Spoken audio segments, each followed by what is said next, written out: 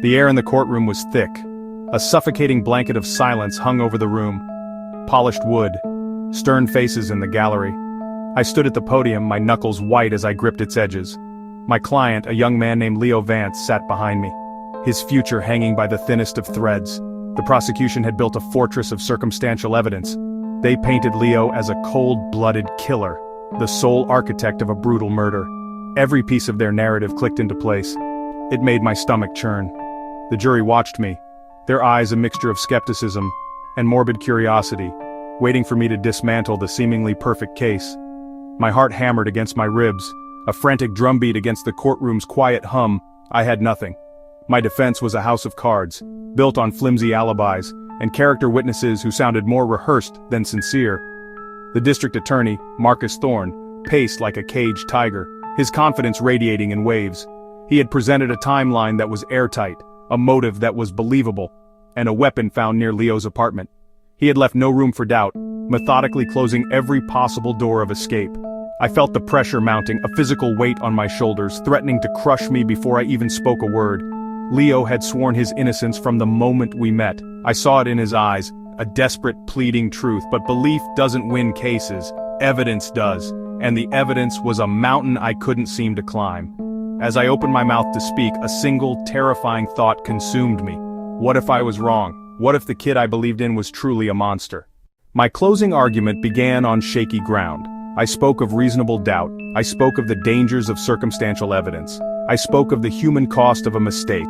My words felt hollow, bouncing off the stoic faces of the jurors without leaving a mark.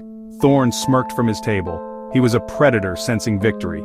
He knew I was flailing. I was throwing legal platitudes at a wall of hard facts. I could feel the case slipping through my fingers like fine sand. I was losing them. The jury's eyes started to glaze over, their initial interest replaced by a settled conviction. The weight of Leo's life felt heavier than ever, an impossible burden to carry alone. Then, a small detail from a police report I had read a dozen times snagged my attention. It was a footnote, an insignificant observation about a secondary witness, a reclusive neighbor who claimed to have heard a loud argument the night of the murder. The witness, an elderly woman named Mrs. Petrov, had been dismissed as unreliable. She was known for her eccentricities and confusing TV plots with reality. The police had barely given her statement a second thought. I had followed their lead, but now, her words echoed in my mind, a faint whisper of a different story. I felt a jolt, a spark of desperate energy. I requested a brief recess. The judge scowled. Thorne smiled condescendingly. The judge granted me 10 minutes. 10 minutes to chase a ghost. I rushed to my paralegal, my voice a harsh whisper. Find everything you can on Mrs. Petrov's original statement. Cross-reference it with the victim's phone records from that night. Look for anything. A call, a text, a misconnection, a burner phone. The wall of lies had a crack. Returning to the courtroom felt different. The air was still heavy, but now it was charged with a new frantic energy. My energy. I held the flimsy printout of the text message record like it was a sacred text. It wasn't a smoking gun, not yet, but it was a thread, a loose thread I could pull until the prosecution's entire tapestry unraveled. Thorne watched me, his smugness replaced by a flicker of irritation. He thought the case was over, a clean win to add to his impressive record. But the fight wasn't over. It had just begun. I approached the bench, my voice steady for the first time all day. Your Honor, the defense has uncovered new evidence that was improperly logged by the initial investigators. Evidence that points to another individual being present at the scene of the crime. Thorne shot to his feet, objecting loudly, calling it a desperate last-ditch stunt. The judge, however, looked intrigued. He silenced Thorne with a sharp rap of his gavel and peered down at the paper I held out. His eyes scanned the text message log, his brow furrowing in concentration. He recognized the potential significance immediately. The judge granted my motion to recall the lead detective to the stand. It was an extraordinary measure during a closing argument, but these were extraordinary circumstances. The detective, a grizzled veteran named Miller, took the stand with an air of annoyance. He had done his job, closed his case, and was ready to move on. I grilled him about the text message, about why it was dismissed as spam, about the failure to trace the burner phone. His answers were evasive, defensive. The jury was now wide awake, leaning forward, their faces a canvas of doubt. That single text message changed everything. The jury, once so certain of Leo's guilt, was now looking at the prosecution's case with fresh, critical eyes. The seed of reasonable doubt had not only been planted, it had taken root. My office that night was a whirlwind of activity. We had until 9 a.m. to find the owner of that burner phone.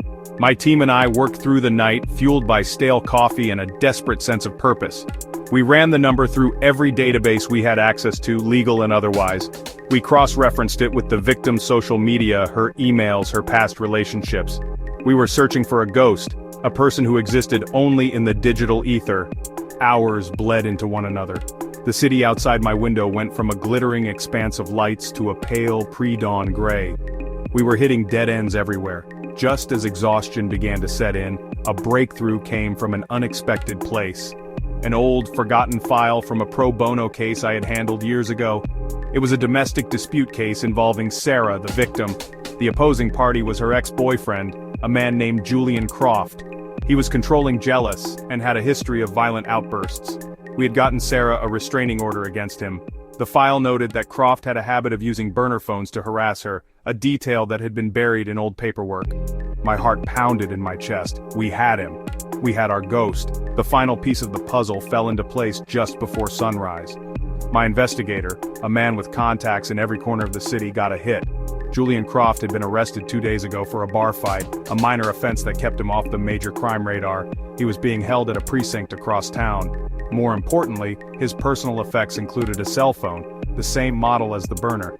We had a name, a motive, and a location. The sun was rising, casting long shadows across my messy desk. The exhaustion was gone, replaced by a cold, sharp focus. It was time to end this. I walked into the courtroom that morning feeling like a different man. The weight was still there, but it was no longer a burden of doubt. It was the weight of responsibility, the drive to see justice done. The sound of the gavel striking the wood was the sweetest sound I had ever heard. The word echoed in the sudden, shocked silence of the courtroom. Leo stared at me, his eyes wide with disbelief, before breaking down into quiet, shuddering sobs. His mother, who had sat stoically through every agonizing day of the trial, let out a cry of pure, unadulterated relief. The jurors looked around, some relieved, others confused, their carefully constructed certainty shattered in a matter of hours. Marcus Thorne stood frozen at his table, his face a mask of disbelief and professional fury. His perfect case had evaporated before his eyes. I walked over to Leo and placed a hand on his shoulder. He looked up at me, his face streaked with tears. I don't know what to say, he stammered. You saved me. I just nodded, too emotionally drained to form a coherent sentence. The relief that washed over me was immense, a physical wave that left me feeling weak in the knees. We had done it. We had pulled a rabbit out of a hat that I didn't even know contained a rabbit. We had raced against the clock and won by a fraction of a second.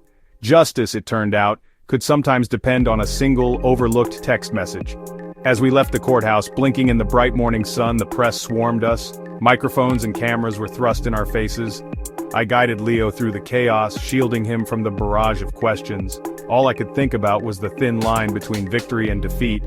If my paralegal hadn't found that text, if my investigator hadn't tracked down Croft, if the judge hadn't been willing to listen, an innocent young man would be on his way to prison for life. The thought sent a chill down my spine despite the warmth of the sun. The system had worked, but only just barely. Later that day, sitting alone in my quiet office, the adrenaline finally faded, leaving a profound sense of exhaustion in its wake. The remnants of our all-night investigation were scattered across my desk, a testament to the chaotic battle we had just won. I looked out the window at the sprawling city, a world full of secrets and hidden truths. We had uncovered one of those secrets today, and in doing so, had saved a life. It was a victory, but a sobering one. It was a stark reminder of the immense responsibility I held, and the terrifying fragility of justice in a world where the truth is often the hardest thing to find.